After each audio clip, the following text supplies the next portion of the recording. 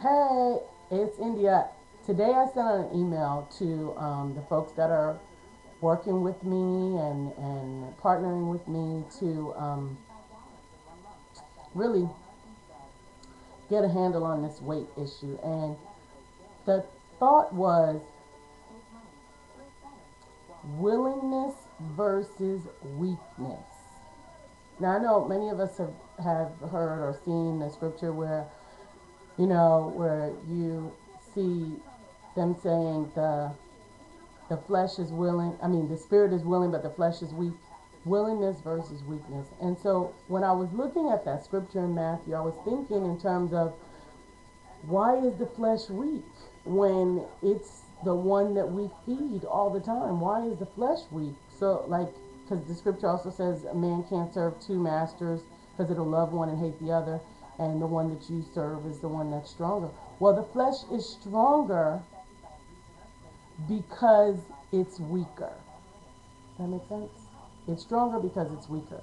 We typically offer the flesh no resistance. Whatever it wants, whatever it craves, whatever it asks for, we're going to get it. We're going to, fulfill that need or help it to get whatever gratification it wants. And in all honesty, our spirit or our drive or our desire to accomplish our goal is the one that we don't nurture. So I was reading on and trying to figure out what to do. How do we make the spirit or our drive or our desire stronger than our flesh? How do we do that? How do we flip it? Well, the scripture says simply watch and pray. So I'm like, okay, watch and pray. Watch and pray. It says watch and pray.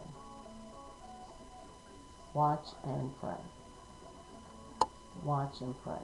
So why am I watching? What am I watching? I'm watching what is triggering my flesh. Like this Mounds and Almond Joy commercial right there that just made me lick my lips. I don't want a Mounds or an Almond Joy. I don't even need a Mounds or an Almond Joy. But it immediately made me think of, it actually made me just now think of elementary school. I remember walking home from school with my sister and my friends, and we would stop at the candy store, and we would get Mounds or I would get a Mounds or an Almond Joy, depending on whether I felt like a nut or not. But anyway, and that memory was a comforting one. And just now, I wanted to remember what I was feeling when I had that memory. I was with my friends and this is just real time. This just happened. Just 1 second. The commercial just went off as I said it to you. So I'm saying, okay, um, how do I watch that? Well, I don't need that candy bar to have that full experience. I could have that candy bar and sit back and go, I remember when I was running down the street in the snow with my friends and eating my candy bar, and we were laughing and joking. It was a carefree and joyful time. And I could do that with the candy bar. But then the memory would eventually fade, and the candy bar would still be with me. Not what I'm asking for. That's not what I want. I don't want the candy bar to be with me. I gotta do my hair. I just finished working out. But so, how about that? I was able to just go there in my mind without the candy bar. Watch as well as pray. How is that relevant to strengthening my spirit and strengthening my flesh against the things that are actually working against it? Well, the watching part is clear to me. It's being mindful. Watch. Keep your eyes open. Look. Don't just be mindless. So often we could just, and we've been talking and we're mindless about, and we're just eating it and we're mindless. Watch what you're doing. Be conscientious with what you're doing, what you're eating, how you are interacting with your food? Is it more than just nourishment, or are you having a relationship with your food?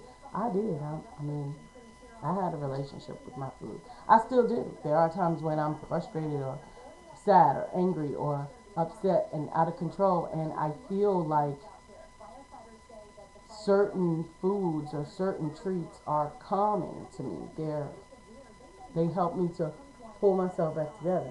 But now I'm mindful of that, so I'm watching that. I'm careful, and I'm saying, am I eating that because I'm hungry? Am I eating it because I need energy, or am I eating it because I'm afraid, I'm sad, I'm happy, I'm whatever, whatever?